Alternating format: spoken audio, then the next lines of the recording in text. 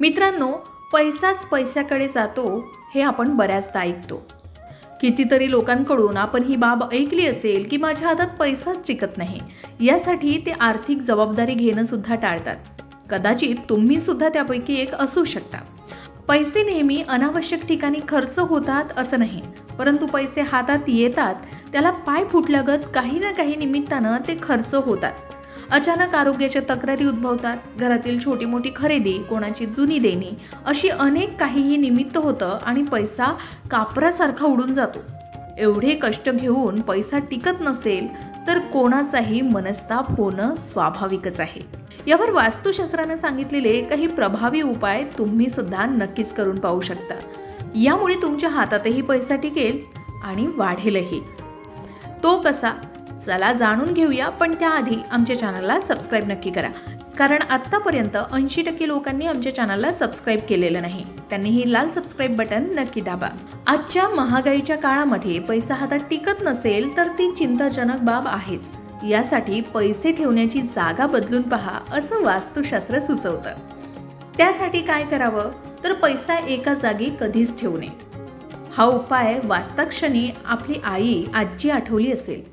त्या कधीही एका जागी पैसे ठेवत नाहीत. कधी तांदूळाच्या डब्यात तर कधी पिठाच्या डब्याखाली, कधी देवघरात तर कधी माळ्यावर.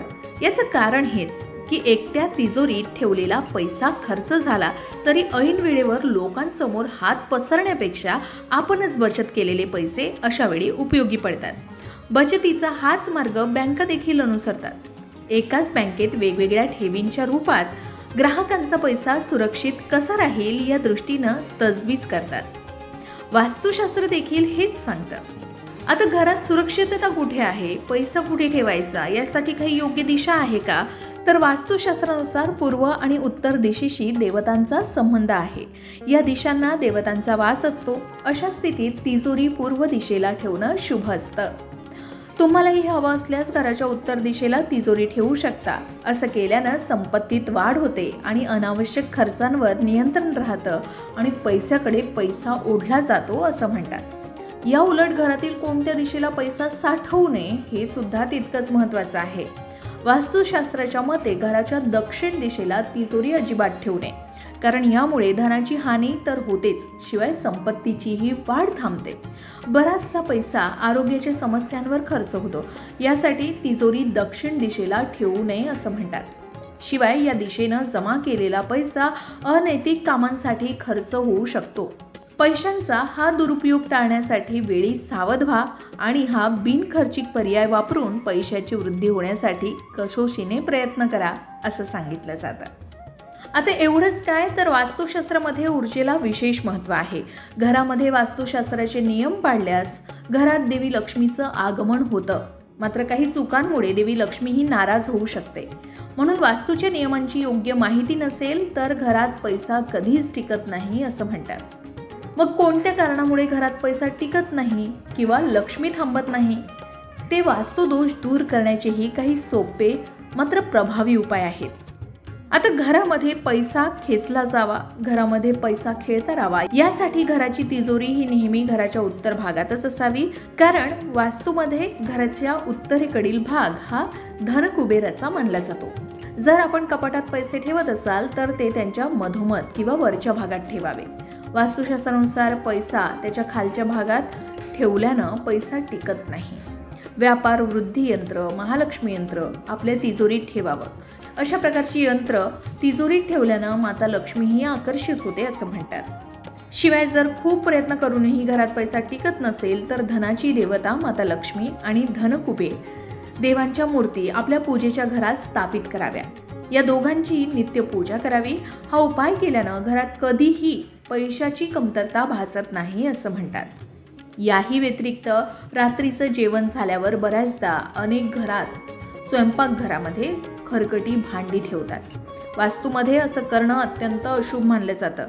असं मानलं जातं की ज्या घरामध्ये रात्री खरकटी भांडी ठेवली जातात तिथे माता लक्ष्मी कधीच राहत नाही. म्हणून रात्री भांडी धुवून झोपावी किंवा निदान स्वच्छ करून तरी ठेवावी. याही व्यतिरिक्त ज्या घरामध्ये अस्वच्छता असते तिथे माता लक्ष्मी कधीच राहत नाही. म्हणूनच घर नेहमी स्वच्छ आणि नीटनेटकं ठेवावं. घराच्या ईशान्य दिशेला कचरा कधीही ठेवू नये, कारण ही दिशा देवतांची दिशा मानली गेली आहे. असं केल्यानं माता लक्ष्मीचा कोप होऊ शकतो आणि दारिद्र्याला आमंत्रण मिळू शकतं. जर तुम्हालाही पैशाशी संबंधित समस्यांमुळे चिंता वाटत असेल तर दक्षिणामूर्ती शंख आपल्या पूजा घरामध्ये आवर्जून ठेवावा. त्याची रोज पूजा करावी आणि पूजा करताना दररोज हा शंख वाजवावा. असं केल्यानं सुद्धा घरात देवी लक्ष्मीचा वास कायम राहतो आणि पैशाशी संबंधित समस्याही दूर होऊ शकतात असं सांगितलं जातं. तर हे दररोजचे साधे सोपे उपाय आहेत, ज्यामुळे हातात पैसा तर टिकेलच, शिवाय तो वाढेलही. वास्तुशास्त्रानुसार आपल्या घराची आर्थिक स्थिती सुधारण्यासाठी आणि आपल्या घरामध्ये पैसा खेळता राहण्यासाठी आणि लक्ष्मी टिकून राहण्यासाठी तुम्ही सुद्धा अशा प्रकारे वास्तुशास्त्रानुसार घराची काळजी घेता का? आणि यामुळे तुम्हालाही काही अनुभव जाणवलेत का? कमेंट करून नक्की सांगा.